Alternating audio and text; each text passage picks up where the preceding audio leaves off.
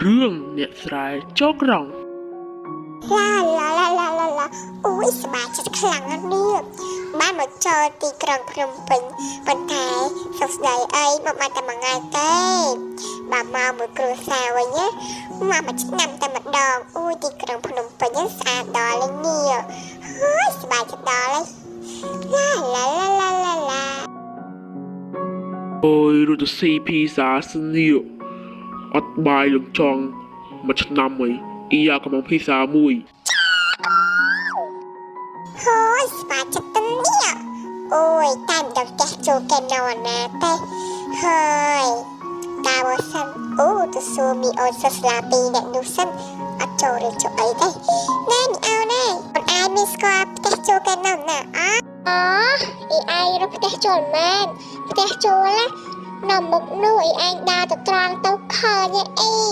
ចឹងណាអ៊ីអរគុណច្រើនណាអូនតែមីអូនពីអ្នកនោះវាហៅអញសត្វតែមិញមកអញក្មេងជាងវៀនទៀតហើយអត់យកពីអ្នកនោះសោះហើយទៅហូបទឹកជួបទឹកអីអូយហូបទឹកជួបបានទេនេះឃ្លានស្អីដល់ហើយអូហួរទៅមើលស្អីខ្លះសិនគេថានៅភ្នំពេញសបអីញ៉ាំឆ្ងាញ់ហើយតែបើឆ្ងាញ់មកហើយអូយមកដល់នេះហាងគេស្អាតដល់ហើយអូយហើយប្រុសស្អាតទៀតអូយអីកំងអស្អីគេនោះអីស្អីគេបងមូលអីផ្ទះហ្នឹងនេះបដិសេ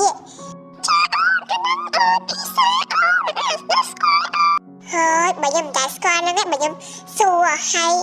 អ៊ីកំងអស្អីគេតែស្អីគេនោះពុកបេតាហ្នឹងអី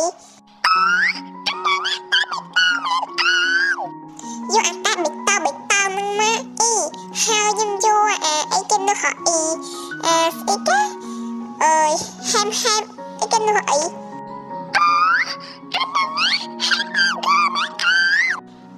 ហ្នឹងហើយដាក់អាយ៉ាមកអី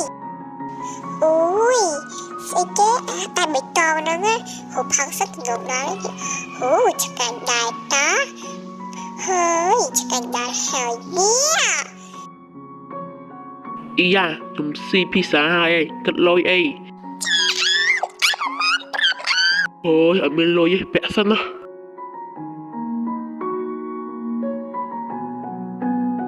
អូយកន្លែងគេលេងពេលយូរបាស់ស្អាតដល់